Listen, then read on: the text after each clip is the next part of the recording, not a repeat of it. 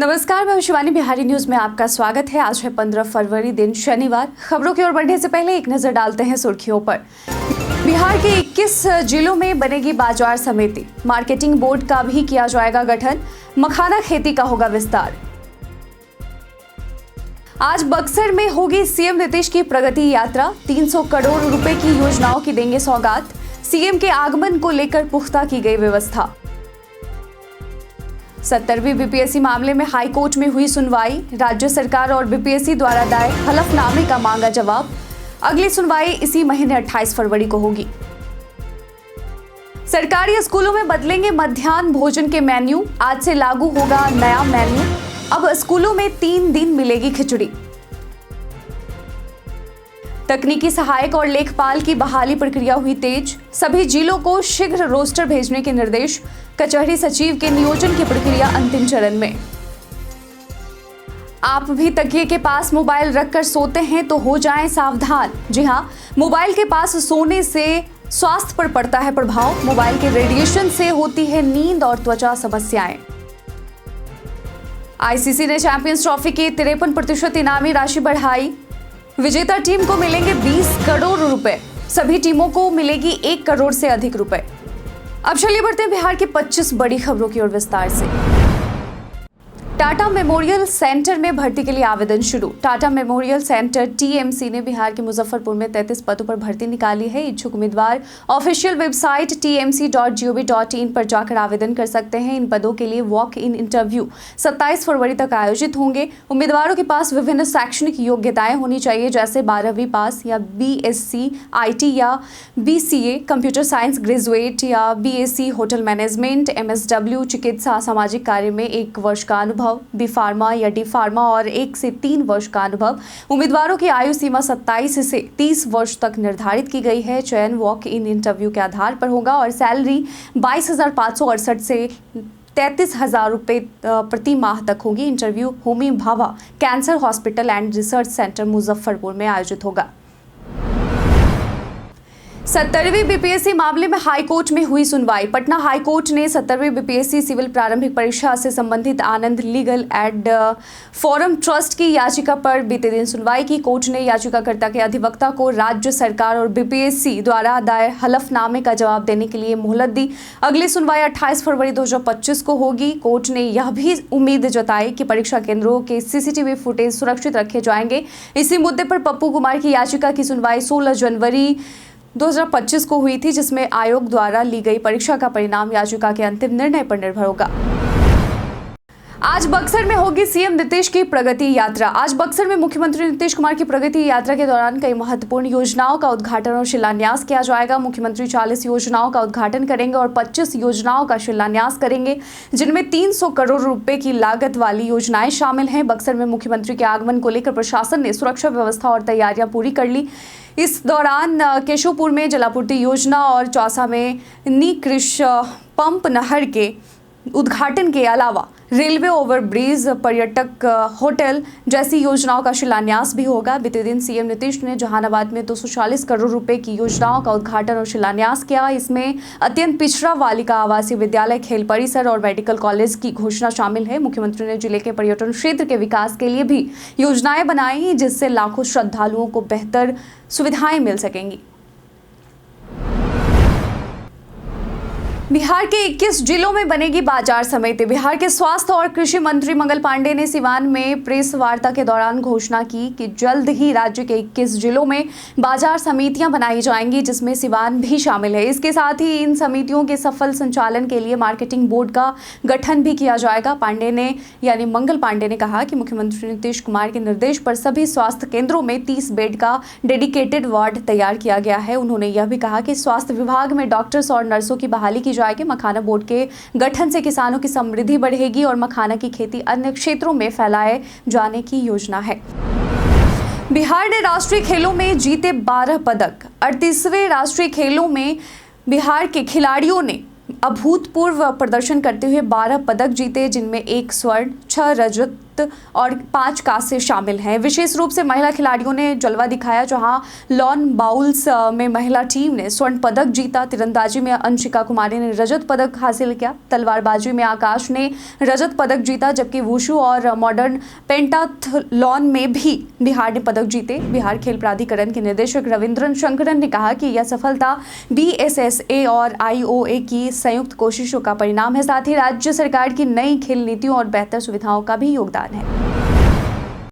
नए पोर्टल के साथ निर्माण श्रमिकों की बढ़ेगी सुविधा। बिहार के श्रम संसाधन मंत्री संतोष कुमार सिंह ने जानकारी दी कि निर्माण श्रमिकों के निबंधन, नवीकरण और योजनाओं के लाभ को पारदर्शी और सुगम बनाने के लिए नया पोर्टल विकसित किया जा रहा है। इस पोर्टल में UIDAI द्वारा आधार और बायोमेट्रिक ऑथेंटिकेशन आधारित निबंधन, नवीकरण और योजनाओं के आवेदन की सुविधा होगी। पुराने पोर्टल में आ रही विसंगतियों को सुधारते हुए 12 फरवरी 2025 तक पुराने पोर्टल पर आवेदन स्वीकार किए गए थे। 20 से 21 फरवरी 2025 तक डेटा माइग्रेशन के बाद नए पोर्टल को गो लाइव कर दिया जाएगा, जो सुरक्षित और सुलभ होगा।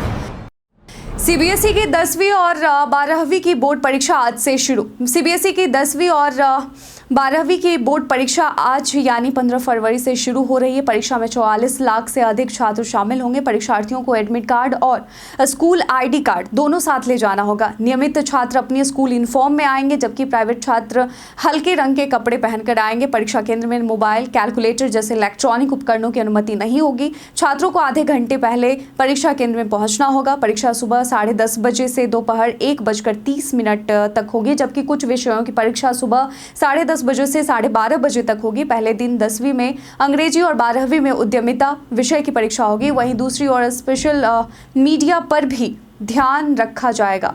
जी हाँ, सोशल मीडिया पर भी ध्यान रखा जाएगा। अफवाह फैलाने के खिलाफ कार्रवाई की जाएगी। और 10वीं की परीक्षा 18 मार्च और 12वीं की परीक्षा 4 अप्रैल तक चलेगी। इन 10 टिप्स से स्मार्टफोन प्राइवेसी को रखें सुरक्षित। फोन की प्राइवेसी को मेंटेन करने के लिए कुछ महत्वपूर्ण कदम उठाने चाहिए। सबसे पहले अपने फोन को मजबूत पासवर्ड, पिन या बायोमेट्रिक ऑथेंटिकेशन से सिक्योर करें और 2 फैक्टर ऑथेंटिकेशन यानी 2FA का उपयोग करें। सॉफ्टवेयर को नियमित रूप से अपडेट रखें और ऐप परमिशंस को लिमिट करें। पब्लिक वाईफाई पर सेंसिटिव अकाउंट से एक्सेस करने से बचें और ब्लूटूथ तथा लोकेशन सर्विसेज को जरूरत न होने पर डिसेबल करें। एनक्रिप्टेड मैसेजिंग ऐप्स का इस्तेमाल करें और अनवेरिफाइड ऐप्स से बचें। रिमोट वाइप और फाइंड माई डिवाइस जैसे टूल्स इनेबल करें। प्राइवेसी फोकस्ड ब्राउजर और सर्च इंजन का उपयोग करें और क्लाउड बैकअप को एनक्रिप्ट करें। इन स्टेप्स को अपनाकर आप अपने स्मार्टफोन की सुरक्षा और प्राइवेसी को बेहतर बना सकते हैं।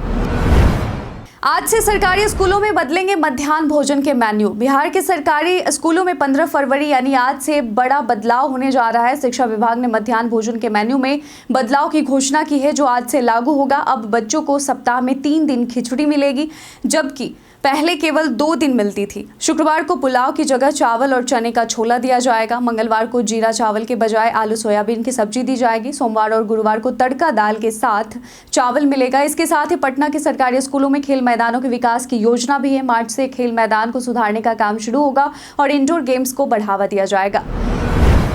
तकनीकी सहायक और लेखपाल की बहाली प्रक्रिया हुई तेज। पंचायती राज विभाग ने तकनीकी सहायक और लेखपाल की बहाली प्रक्रिया को तेज कर दिया है। जिलों से रोस्टर की शीघ्र प्राप्ति के लिए निर्देश दिए गए हैं, ताकि नियोजन प्रक्रिया जल्द पूरी हो सके। वर्तमान में केवल भागलपुर प्रमंडल का रोस्टर क्लियर हुआ है। सोमवार तक सभी जिलों को रोस्टर संबंधित रिपोर्ट भेजने का निर्देश दिया गया है। कचहरी सचिव के नियोजन की प्रक्रिया अंतिम चरण में है और रिजल्ट के प्रकाशन के बाद अभ्यर्थी आपत्तियां दर्ज कर सकेंगे। बैठक में मुख्यमंत्री ग्रामीण सोलर स्ट्रीट लाइट योजना के कार्य में लापरवाही करने वाले एजेंसियों को दंडित करने की भी बात कही गई।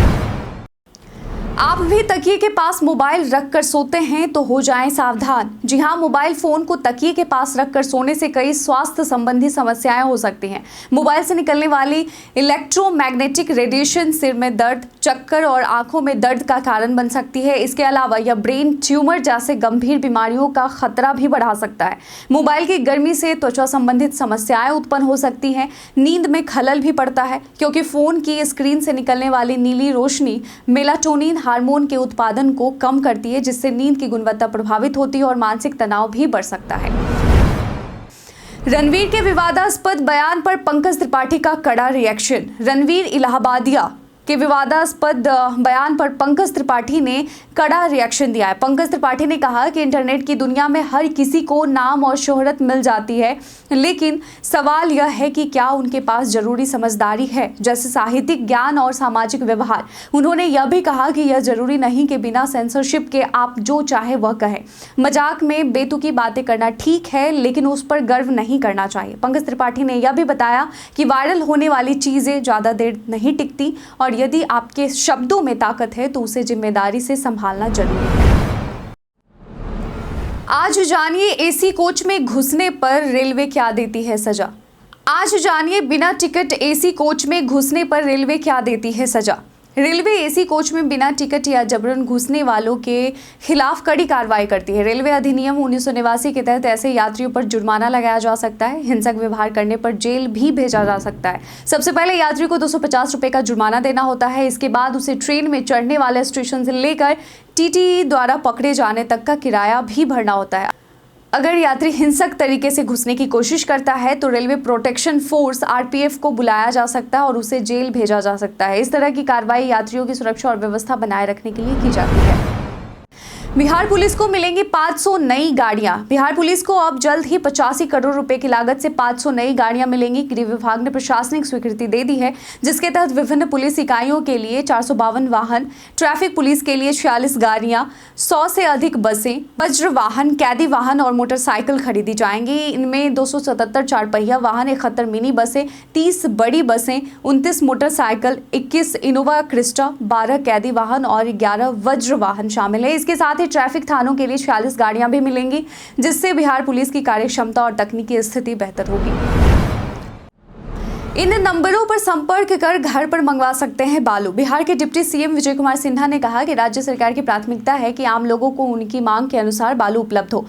यदि किसी को बालू प्राप्त करने में कठिनाई हो रही है तो वे विभाग के कमांड एंड कंट्रोल सेंटर 0612221530 और मोबाइल नंबर 9472238821 पर संपर्क कर सकते हैं। इसके बाद बालू उनके दरवाजे तक पहुंच जाएगा। डिप्टी सीएम ने बालू मित्र पोर्टल की शुरुआत का भी ऐलान किया, जिससे अवैध खनन और कालाबाजारी पर रोक लगेगी और बालू की उचित आपूर्ति सुनिश्चित होगी। पोर्टल पर बालू की गुणवत्ता देखकर लोग ऑनलाइन बुकिंग भी कर सकेंगे। बिहार के इन मवेशियों को पालकर बन सकते हैं लखपति। बिहार की देसी मवेशियों को राष्ट्रीय पहचान मिलने से इन्हें व्यापक महत्व मिल सकता है, जिससे इनकी देखभाल और पालन से किसानों को लाभ हो सकता है। शाहाबाद की सफेद रंग की बकरी, जो आरा बकरी के नाम से जानी जाती है, इनकी संख्या करीब 35 से 40 हजार है और इसका वजन ब्लैक बंगाल बकरी से अधिक होता है। सुपौल और मधुबनी की भेड़, जिसकी संख्या 80 हजार से 1 लाख तक है, ये भी राष्ट्रीय पहचान के लिए प्रस्तावित है। इसके अलावा पश्चिम चंपारण के रामनगर में पाई जाने वाली काले रंग की सुअर प्रजाति, कोसी भैंस और बच्चूर गाय भी राष्ट्रीय पहचान पाने के लिए प्रस्तावित हैं। इन प्रजातियों को संरक्षित करके किसान अच्छी आमदनी कमा सकते हैं, जिससे वे लखपति बन सकते हैं। बिहार बोर्ड इंटर परीक्षा का आज आखिरी दिन। बिहार में इंटरमीडिएट परीक्षा का आयोजन 1 फरवरी से चल रहा है और आज यानी 15 फरवरी को समाप्त हो जाएगा। शुक्रवार को शब-ए बारात की छुट्टी के कारण परीक्षा नहीं हुई। परीक्षा 2 पालियों में आयोजित की जा रही है। पहली पाली में सुबह 9:30 बजे से 12:45 तक विज्ञान, वाणिज्य और कला संकाय के अतिरिक्त विषयों जैसे उर्दू, संस्कृत, मैथिली आदि की परीक्षा होगी, जबकि दूसरी पाली दोपहर 2 बजे से 5:15 तक कंप्यूटर साइंस, मल्टीमीडिया, योगा और फिजिकल एजुकेशन जैसे विषयों की परीक्षा होगी। गुरुवार को परीक्षा शांतिपूर्वक हुई और किसी भी छात्र को निष्कासित नहीं किया गया। ई निबंधन से विवाह पंजीकरण हुआ आसान। 3 महीने पहले शुरू की गई ई निबंधन सुविधा से विवाह पंजीकरण प्रक्रिया आसान हो गई है। अब विदेश में रह रहे बिहार के लोग भी इसका लाभ उठा रहे हैं। इस सुविधा के तहत 6000 से अधिक लोग अब तक आवेदन कर चुके हैं, जिनमें 60% यानी 4065 लोग विदेश में रह रहे हैं। ई निबंधन के जरिए लोग ऑनलाइन आवेदन करते हैं और सभी कागजात भी ऑनलाइन अपलोड करते हैं। आवेदन के बाद संबंधित निबंधन कार्यालय प्रक्रिया पूरी करता है और विवाह प्रमाण पत्र प्रदान करता है। इससे विवाह तय होने के बाद जल्दी प्रमाण पत्र प्राप्त करने में मदद मिल रही है। पटना में भी 1 महीने पहले यह सुविधा शुरू हो गई थी। अब अमेरिका में भी होगा बिहार के स्वाद का निर्यात। बिहार से पहली बार खाद्य पदार्थों का निर्यात अमेरिका के लिए किया जाएगा। कॉमफेड यानी बिहार राज्य दुग्ध सहकारी संघ लिमिटेड ने इसकी तैयारी तेज कर दी है, जिसमें घी, गुलाब जामुन, सोन पापड़ी और बालूशाही शामिल है। नालंदा, बरौनी और सीतामढ़ी के 3 डेयरी प्लांट्स को चुना गया है। सुधा उत्पादों का अमेरिका के FDA मानकों के अनुसार परीक्षण होगा और मार्च अंत तक निर्यात की संभावना है। सीतामढ़ी से बालूशाही, बेगूसराय के रसगुल्ले और बरौनी से गुलाब जामुन की निर्यात प्रक्रिया चल रही है, जबकि नालंदा से घी के निर्यात के लिए लाइसेंस मिल चुका है। प्रदेश में तापमान में गिरावट की संभावना। प्रदेश का मौसम तेजी से बदल रहा है, जिसमें पछुआ हवाओं के प्रभाव से नमी बढ़ रही है और तापमान में गिरावट दर्ज की जा रही है। अगले 2 दिनों में न्यूनतम तापमान में 2 से 3 डिग्री सेल्सियस की गिरावट की संभावना है। अधिकतम तापमान सामान्य रहेगा। भागलपुर में हल्का कोहरा और तेज पछुआ हवा के साथ दिन में गर्मी और शाम में ठंड का असर रहेगा। बक्सर में बढ़ते तापमान से रबी फसलों की नुकसान की संभावना है। विशेषकर गेहूं, सरसों, मसूर और चना पर प्रभाव पड़ने की संभावना है। बिहार के मंत्री नीतीश मिश्रा को लंदन में किया गया सम्मानित। बिहार के उद्योग एवं पर्यटन मंत्री नीतीश मिश्रा को लंदन में आयोजित इंडिया यूके अचीवर्स ऑनर्स 2025 में गवर्नमेंट एंड पॉलिटिक्स श्रेणी में उनके योगदान के लिए सम्मानित किया गया।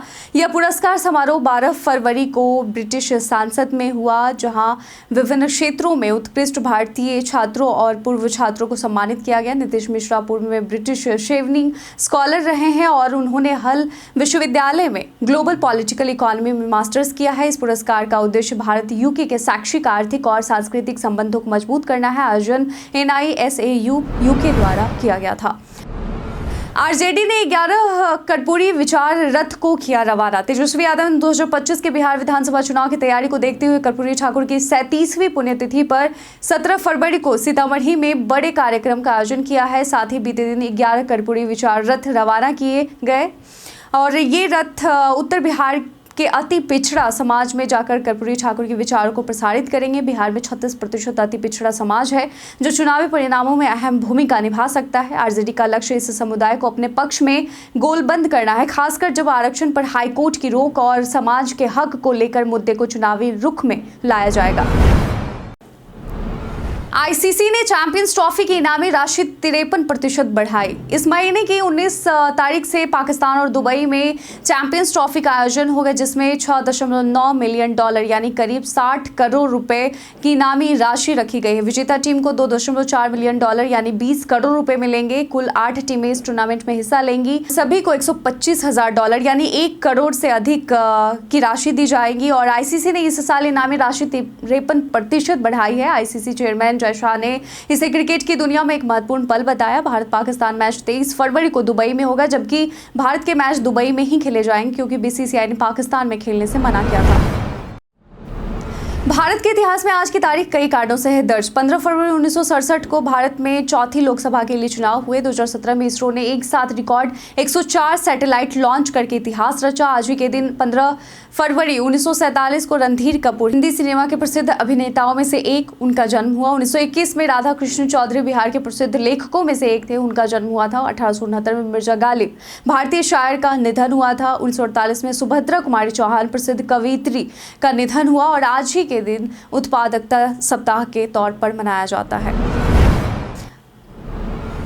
कारोबारी सप्ताह के अंतिम दिन सेंसेक्स में गिरावट। शुक्रवार को भारतीय शेयर बाजार में कमजोरी देखने को मिली, जहां सेंसेक्स 102 अंक गिरकर 76,287 पर बंद हुआ और निफ्टी 199 अंक गिरकर 22,897 के लेवल पर समाप्त हुआ। इस दौरान आईसीआईसीआई बैंक और इन्फोसिस के शेयरों में मजबूती रही, जिनमें क्रमशः 1.5% और 2% की वृद्धि देखने को मिली। वहीं अडानी पोर्ट्स और BEL यानी भारत इलेक्ट्रॉनिक्स के शेयरों में गिरावट दर्ज की गई। बाजार की इस गिरावट का कारण वैश्विक स्तर पर दबाव और कुछ प्रमुख शेयरों में मुनाफा वसूली था। निवेशकों ने शुक्रवार को अधिकतर मुनाफा काटते हुए नुकसान उठाया। हम प्रतिदिन आपसे 5 ऐसे जरूरी सवाल और उसके जवाब पूछते हैं, जो कि बीपीएससी, बिहार पुलिस दारोगा समेत SSC जैसे अन्य प्रतियोगी परीक्षाओं में काम आएंगे। सवाल इतिहास, बिहार स्पेशल, विज्ञान, करंट अफेयर्स और भूगोल से रहेंगे। पूछे गए 5 सवाल में आपने कितना सही उत्तर दिया है, यह हमें कॉमेंट सेक्शन में लिखकर जरूर बताएं। आज का हमारा पहला सवाल है, महिला T20 अंडर-19 एशिया कप 2024 किस देश ने जीता? Option A Bharat, option B Bangladesh, option C दक्षिण अफ्रीका, ऑप्शन डी ऑस्ट्रेलिया। इसका सही उत्तर है ऑप्शन ए भारत। आज का दूसरा सवाल है, किस मंत्रालय ने राष्ट्रीय त्योहारों के बारे में जानकारी की सुविधा के लिए राष्ट्र पर्व वेबसाइट और ऐप पेश किया है? ऑप्शन ए रक्षा मंत्रालय, ऑप्शन बी संस्कृति मंत्रालय, ऑप्शन सी पर्यटन मंत्रालय, ऑप्शन डी गृह मंत्रालय। इसका सही उत्तर है ऑप्शन ए रक्षा मंत्रालय। आज का तीसरा सवाल है, तारीख ए शेरशाही निम्नलिखित में से किस लेखक द्वारा लिखी गई थी? Option A Abbas Khan Sarwani, option B Amir Khusro, option C Al Biruni, option D Abdullah. इसका सही उत्तर है ऑप्शन ए अब्बास खान सरवानी। आज का चौथा सवाल है, निम्नलिखित में से कौन सा बांध बिहार का सबसे पुराना बांध है? ऑप्शन ए बिलासी बांध, ऑप्शन बी ओढ़नी बांध, ऑप्शन सी ऊपरी क्यूल बांध, ऑप्शन डी खड़गपुर झील बांध। इसका सही उत्तर है ऑप्शन डी खड़गपुर झील बांध। आज का पांचवा और आखिरी सवाल है, जिला परिषद का प्रशासन प्रमुख कौन है? ऑप्शन ए सरपंच, ऑप्शन बी विधानसभा का सदस्य, ऑप्शन सी संसद सदस्य, ऑप्शन डी आईएएस कैडर का अधिकारी। इसका सही उत्तर है ऑप्शन डी आईएएस कैडर का एक अधिकारी। बीते दिन हमारे द्वारा पूछे गए सवाल का आप लोगों में से बहुत लोगों ने अपना जवाब हमें कमेंट सेक्शन में लिख कर दिया था। जिन्होंने पूछे गए सवाल का जवाब दिया उनके नाम है विभा कुमारी, संजीव कुमार, मुन्ना प्रसाद, शुभम यादव, मोतीलाल कुमार, रंजीत मिश्रा, राजीव कुमार, राम अवध सिंह, अरविंद कुमार, अनवर करीम, रवि मोहन वर्मा, प्रमीला कुमारी और रितेश जायसवाल। इसके साथ ही बढ़ते हैं आज के सवाल की ओर। आज का सवाल है, क्या आपने कभी बिना टिकट के रेल यात्रा की है? आप अपना जवाब हमें कमेंट सेक्शन में लिखकर ज़रूर बताएं। आज के बुलेटिन में बस इतना ही। बिहार के तमाम खबरों के साथ बने रहने के लिए देखते रहें बिहारी न्यूज़। और साथ ही अगर आप यूट्यूब चैनल पर देख रहे हैं तो चैनल को सब्सक्राइब कर लें ताकि हमारे आने का नोटिफिकेशन आपको मिल जाए। और अगर आप फेसबुक पेज पर देख रहे हैं तो लाइक और फॉलो करना ना भूलें। धन्यवाद।